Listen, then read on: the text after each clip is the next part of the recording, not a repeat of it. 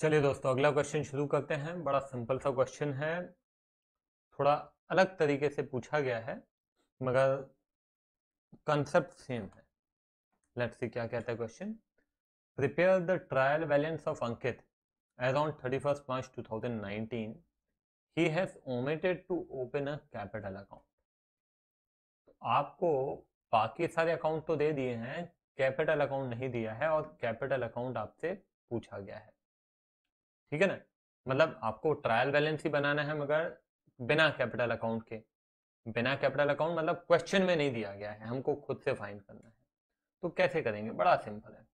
सबसे पहले तो हमने फॉर्मेट बना लिया, ठीक है। अब उसके बाद हम आ जाते हैं trial balance as on 31 March 2019। ठीक है। चलो, सबसे पहले डिस्कस कर लेते हैं हम यहाँ पे बैंक ओवरड्राफ्ट। तो बैंक ओवरड्राफ्ट कौन सा बैलेंस होगा? लोन है। बैंक ओवरड्राफ्ट क्या होता है? बैंक से लिया गया शॉर्ट टर्म लोन होता है आमतौर पे। ठीक है, ये एक फैसिलिटी बैंक आपको देता है कि आप जब चाहें, फॉर एग्जांपल कि हमने 5 लाख का बैंक ओवरड्राफ्ट, एक लिमिट हमने बनवा ली, मतलब 5 लाख का लोन आप जब चाहे ले सकते हैं, और उसमें से जितना चाहे आप ले सकते हैं। आपकी लिमिट है 5 लाख। मान लो आपको अभी 1 लाख रुपए की जरूरत है, तो आपने 1 लाख रुपए वो ले लिया। फिर आपको लगता है 2 दिन बाद पैसों की जरूरत नहीं, मतलब खत्म हो गई हमारी, तो आपने वापस डिपॉजिट कर दिया। तो 2 दिन के लिए यूज किया तो 2 दिन का इंटरेस्ट लगेगा। इस तरीके की फैसिलिटी को हम कहते हैं बैंक ओवरड्राफ्ट। ठीक है ना? तो ये होता क्या है? लोन होता है। लोन मतलब क्रेडिट बैलेंस। ठीक है ना? तो this is your credit balance. Sales, sales आपकी इनकम, इनकम का credit balance. Purchase return, purchase आपका एक्सपेंस होता है, तो परचेज रिटर्न आपकी इनकम, इनकम का भी क्रेडिट बैलेंस। डेटर्स आपके एसेट होते हैं, है ना, जिनसे पैसे लेने हैं, तो वो हो गया आपका डेबिट बैलेंस। वेजेस आपका एक्सपेंस, एक्सपेंस का डेबिट बैलेंस। कैपिटल हमेशा क्रेडिट बैलेंस। परचेजेस आपका एक्सपेंस है, debit balance. Cash in hand आपका एसेट है, डेबिट बैलेंस। क्रेडिटर्स आपकी लायबिलिटी है, credit balance. Sales return, sales आपकी इनकम है, सेल्स रिटर्न आपका एक्सपेंस है, उसका है डेबिट बैलेंस। इक्विपमेंट आपके एसेट्स होते हैं, एसेट्स का debit balance. Opening stock, stock आपका एसेट है, एसेट का डेबिट बैलेंस। कैपिटल, ऑब्वियस सी बात है, हमको फाइंड करना पड़ेगा। कैसे फाइंड करेंगे? हम हमें मालूम है कि दोनों तरफ का जो टोटल है वो सेम आता है। तो आप देखेंगे कि कैपिटल क्रेडिट साइड होता है ना? तो हम क्या करेंगे? डेबिट साइड का टोटल ले लेंगे, और उतना ही टोटल हम क्रेडिट साइड भी लिख लेंगे। तो डिफरेंस आप जो होगा वही आपका कैपिटल अकाउंट होगा। अभी करते हैं तो आपको समझ में आ जाएगा। देखो, सबसे पहले स्टेप बाय स्टेप चलते हैं। मैं ऊपर लिखता हूँ बैंक ओवरड्राफ्ट। बैंक ओवरड्राफ्ट कितना है? 85,000। फिर है सेल्स, तो ये लो सेल्स 8,10,000।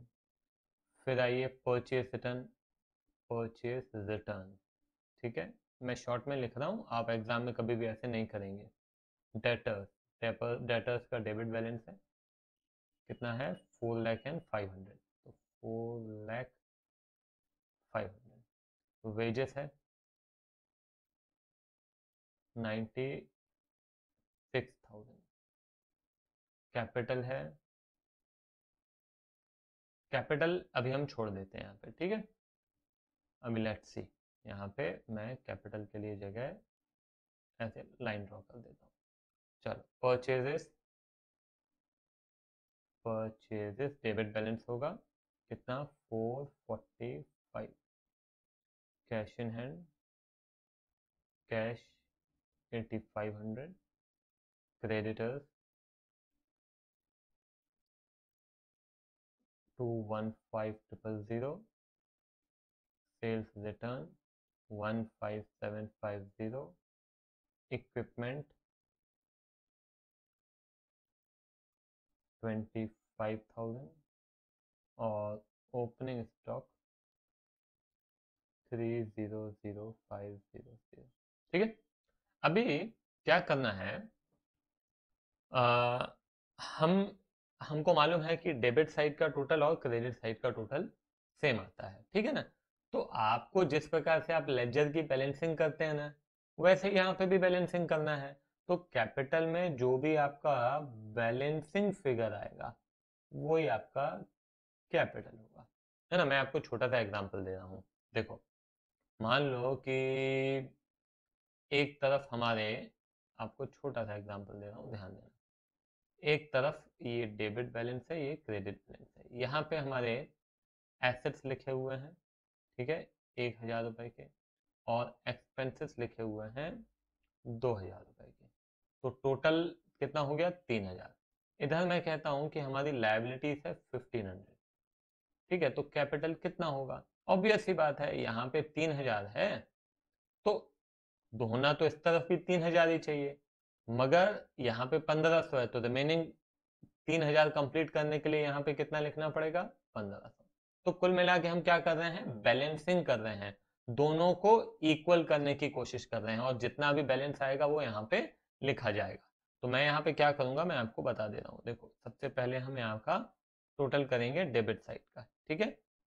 तो डेबिट साइड का टोटल लेट्स सी।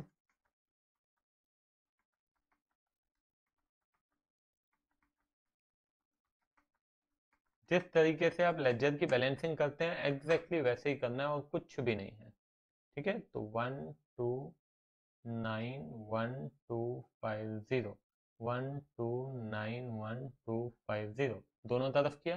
फिर आप लिखते हो ना टू बैलेंस बाय बैलेंस, तो वैसे ही यहाँ पे ये कैपिटल का बैलेंस लिखना है, तो है ना, दिस माइनस ये दिस पूरा कर दो आप। तो देख लेते हैं कितना आता है। 85,000, 8,10,000, 22,500 एंड 215। तो ये आ गया आपका, इसको अब मैं रब कर दे रहा हूँ यहाँ पे। ये आ गया आपका 158,750 which is the balancing figure. तो आपका ट्रायल बैलेंस भी बन गया और आपका कैपिटल भी आपको मिल गया, ठीक है। तो कभी भी ऐसा कोई एसेट या लायबिलिटी वगैरह कुछ नहीं दिया हुआ है तो हम क्या करेंगे, उसको बैलेंसिंग करके फाइंड कर सकते हैं, ठीक है। क्लियर है? चलो, तो फिर मिलते हैं अगले क्वेश्चन में। Bye bye.